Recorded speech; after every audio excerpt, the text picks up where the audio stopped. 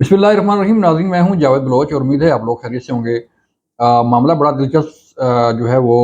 हो गया है और कौमी असम्बली के अंदर की सूरत हाल जो है वो बड़ी टफ होती जा रही है, बड़ी कशीदा होती जा रही है और इसका आगाज़ जो है ईवान सदर से हो गया है। डॉक्टर आरफ अलवी साहब ने कौमी असम्बली का इजलास नहीं बुलाया और बिल आखिर स्पीकर कौमी असम्बली राजा परवेज़ अशरफ ने अपने तौर पर जो है इजलास तलब कर लिया है और फिर उस दिन यानी कि 29 तारीख को तमाम अरकान का हलफ होगा। इस पर हम बात करने जा रहे हैं और डॉक्टर आरफ अलवी के ख़िलाफ़ क्या कार्रवाई हो सकती है जब वो सदर नहीं होंगे और जो है वो ऑप्शन क्या-क्या हैं नून लीग हुकूमत के पास, वो भी करेंगे डिस्कस। और आज मुल्क की तारीख़ की पहली ख़ातून वज़ीर-ए-आला पंजाब ने भी कामयाबी हासिल कर ली है और वो मुंतखब हो गई हैं। उन्होंने अपने ओहदे का जो है बाकायदा चार्ज संभाल लिया है और काम शुरू कर दिया है। मरियम नवाज़ साहिबा जो है वो बेनज़ीर भुट्टो के बाद पहली खातून जो है वो रहनुमा हैं जो किसी बड़े ओहदे पर यानी कि वो बेनज़ीर भुट्टो वज़ीर-ए-आज़म पाकिस्तान मुंतखब हुई थी और मरियम नवाज़ जो है वो वज़ीर-ए-आला पंजाब मुंतखब हुई हैं। तो लिहाजा ये एक तारीख़ जो है वो रकम होगी। इस पर हम बात करने जा रहे हैं कि पंजाब में क्या तब्दीली होगी और फिर हम बात करेंगे तहरीक-ए-इंसाफ़ यानी कि सुन्नी इत्तेहाद कौंसिल के अरकान से मुतल्लिक इमरान खान से मुतल्लिक कि उनकी कौमी असम्बली के लिए पॉलिसी क्या है और वो 29 तारीख को क्या करने जा रहे हैं। सबसे पहले हम चलते हैं कि डॉक्टर आरफ अलवी साहब ने क्यों असम्बली का इजलास नहीं बुलाया। उसकी जो इनसाइड स्टोरी है वो ये है, जो हमारे ज़राए ने हमें बताई है कि उन्हें अडयाला जेल से ये पैगाम मौसूल हुआ था कि ये मामला जो है वो नहीं हम इसको बर्दाश्त करेंगे जब तक तहरीक-ए-इंसाफ़ यानी कि सुन्नी इत्तेहाद कौंसिल की रिज़र्व सीटों का मसला हल नहीं होता। अब ये कानूनी पॉइंट था, कानूनी नुक्ता है कि तहरीक-ए-इंसाफ़ के प्लेटफ़ॉर्म पे जो है वो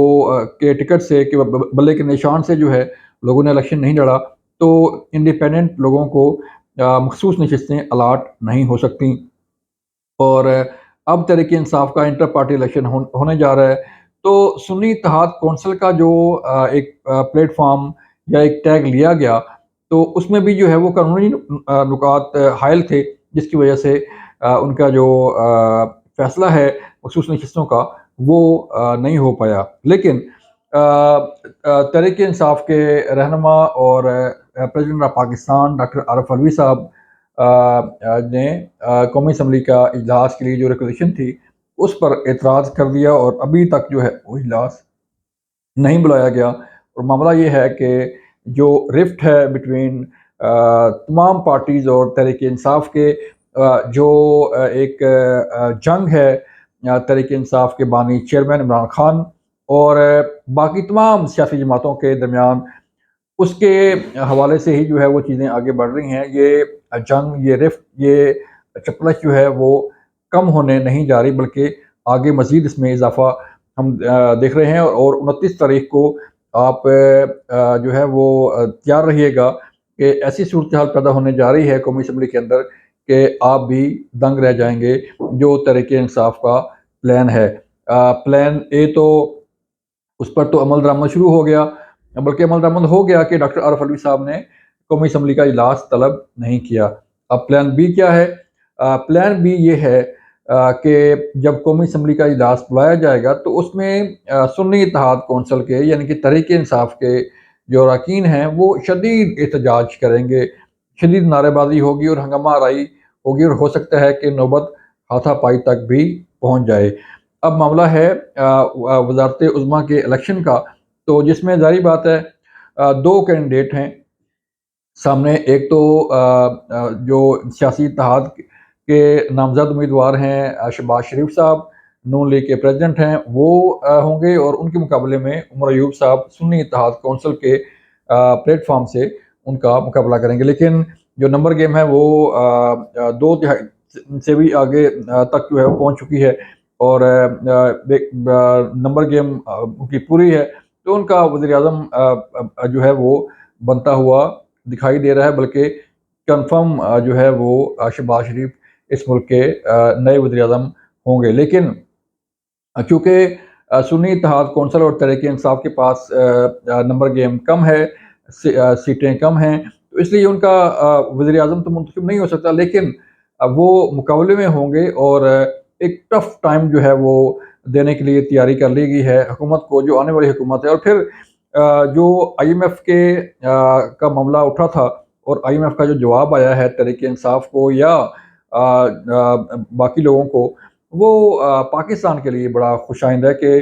آئی ایم ایف جو ہے وہ کسی بھی ایسی جماعت سے یا کسی بھی ایسے شخص سے بات نہیں کرتی جس کا کوئی ڈائریکٹ جو ہے حکومت سے تعلق نہ ہو۔ ظاہری بات ہے، عالمی دنیا، عالمی ادارے جو ہے وہ صرف سٹنگ گورنمنٹ کے ساتھ بھی ہی بات کرتے ہیں، جو حکومت وقت موجود ہوگی انہی سے ہی بات ہوتی ہے، کسی شخص سے بات نہیں ہو سکتی۔ تو اس کے ابھی بڑا ایک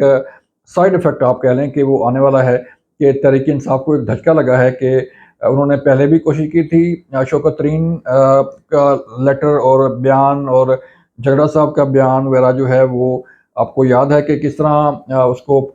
پورٹرے کیا گیا اور آئی ایم ایف کو جو ہے لکھا گیا کہ آپ جو ہے وہ قسط جاری نہ کریں، اب جو ہے وہ لکھا گیا کہ آپ ایگریمنٹ نہ کریں۔ تو یہ وہ چیزیں ہیں جو آپ کی پرائرٹیز جو ہے وہ طے کرتی ہیں کہ آپ کی ترجیحات کیا ہیں، کہ آپ کی ترجیح آپ کا ملک ہے، آپ کی عوام ہے، یا آپ کی اپنی صرف ذات ہے۔ تو معاملہ ذات سے بھی جو ہے وہ آگے بڑھ چکا ہے کہ ملک چاہے اپنا ملک کا جتنا بھی نقصان ہو، جیسے کہ شیرت المروت کا بیان بھی آپ کے سامنے ہے کہ ملک چاہے ڈیفالٹ ہو، جو مرضی ہو، ہم اپنے موقف سے پیچھے نہیں ہٹیں گے اور نہ ہی جو ہے ہم اپنی جو چیزیں ہیں اس کو پیچھے ہونے دیں گے۔ تو اس کے ساتھ ساتھ اڈیالہ جیل میں جو چیزیں چل رہی ہیں وہ ملک کے لیے کس حد تک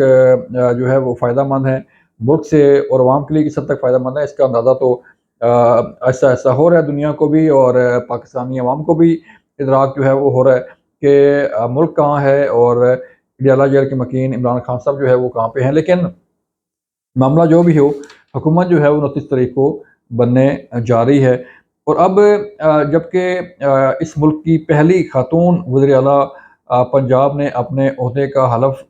جو ہے وہ لیا اور اپنے عہدے کا چارج سنبھالا، تو یہ ایک تاریخ رقم ہوئی ہے، اور امید یہ کی جا رہی ہے کہ جس طرح شہباز سپید کا نام لیا جاتا ہے، اس طرح مریم نواز کے جو پرائرٹیز ہیں، جو ترجیحات ہیں، اس کا اندازہ ہمیں آج ہی لگ گیا ہے کہ ان کا جو پہلا اعلان تھا کہ وہ کسی سے انتقام نہیں لیں گی، بلکہ انہوں نے جو انتقام کی بجائے شکریہ ادا کیا ان لوگوں کا جنہوں نے ان سے سیاسی انتقام لیا تھا، یعنی کہ عمران خان صاحب اور ان کے جو باقی ساتھی تھے، انہوں نے جو ہے جس انداز میں مقدمات بنائے تھے نیب کے اور جو انتقام لیا تھا، ان کا بھی انہوں نے شکریہ ادا کیا۔ لیکن جو ہے وہ خوشائند بات یہ ہے کہ مریم نواز کا ایک ویژن ہے اور وہ کام بھی کرنا چاہتی ہیں، اب دیکھنا یہ ہے کہ وہ کس حد تک ڈیلیور کرتی ہیں۔ لیکن معاملہ جو ہے وہ آہستہ آہستہ گمبھیر صورتحال اختیار کرتا جا رہا ہے، اسپیشلی وفاق کے اندر، اور وفاق میں جو ہے وہ میدان جنگ بننے جا رہی ہے قومی اسمبلی، لہٰذا اس کے لیے جو ہے وہ پوری قوم تیار رہے کہ آپ کو ایک نیا ٹریلر اور نیا ایک جو ہے وہ ہنگامہ دیکھنے کو ملنے جا رہا ہے آئندہ صرف چند دن میں۔ تو یہ تھی آج کی صورتحال، یہ تھا آج کا تجزیہ، آج کی خبریں۔ اپنا خیال رکھیے گا، اللہ حافظ۔